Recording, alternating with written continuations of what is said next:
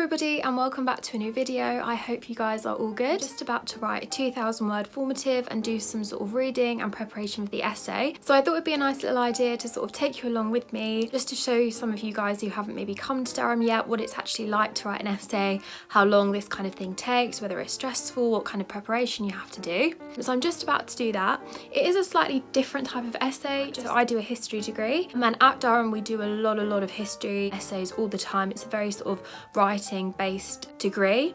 So our essays are usually between 2,000 and 4,000 words. When I come back for final term, I will have a dissertation due, and the essay that I'm actually about to do now is a project proposal for that dissertation. So it's only a formative because it's a plan, but essentially I just need to sort of write this plan up on like the research that I've already done to sort of let my tutor know what my ideas are, kind of what my reading's been, if she thinks my idea is good. However guys, the first thing I'm going to do before we start this video is I'm going to tidy my room.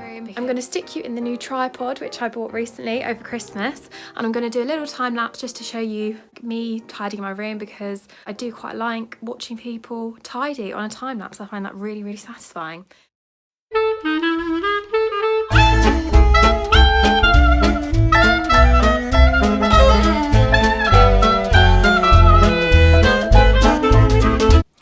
So guys, as you saw, my room is now all tidy. I've already done quite a lot of reading for this essay because it would have been quite hard for me to sort of know like what my idea is. This module that I'm doing is called Conversations with History. I've chosen to specialise in the Weimar Republic. Within my essay that I'm doing, I'm going to be looking at gender and how the modernity within Weimar impacted gender, and particularly this idea of a new woman that emerged. A lot of historians in this sort of time period argued that the new woman was free, she was autonomous, she was liberated.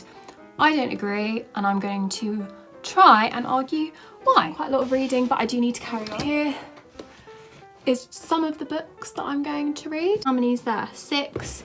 For a piece of work like this, which is very long, imagine it will be around 40, maybe more, maybe less, I don't know.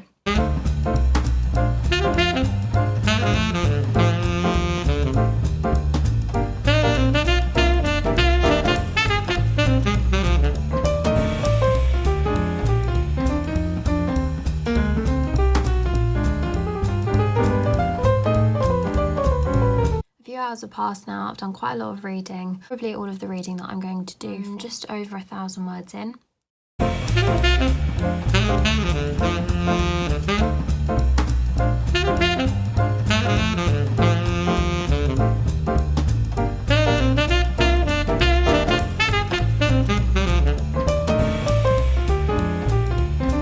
I've now completely finished my essay. What that means is that I've now saved it onto my USB because I need to head over to the computer room to submit it on Turnitin. So at Durham we use Turnitin, which is our plagiarism detector software, which basically means that you have to submit it through like an online platform, and that checks for any like similarities. It means that you need to be really like scrupulous with your referencing to ensure that you haven't actually like copied anybody's arguments or essentially like passed off somebody else's argument as your own. I also need to print the essay because in the history department they like us to formally submit one and hand a physical copy in. I'm actually quite happy with how this has turned out. So I've never actually written sort of like a project proposal plan before, so just to sort of tell you how I've actually laid this out. So I've written down my question, then I've outlined my research question, which is basically where I've sort of just summarised what I'm interested in, what I'm looking at, what I'm kind of going to look at, and some of like the subsections of the essay, where I got the idea from, kind of like the wider debates. Then I've done a little bit on the relevance to the broader topic,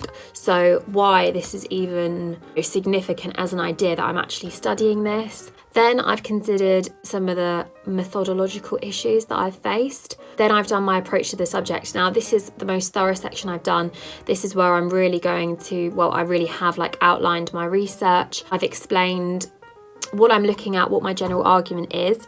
And then within my essay, I'm actually going to split it into 3 subsections. So not so much subsections, more like themes within my research, and areas where the arguments will sort of like correlate with each other and naturally just fit. So guys, it's the following morning now. As I said last night, in the history department we have to hand in a physical copy as well as one online. So I am just about to do that.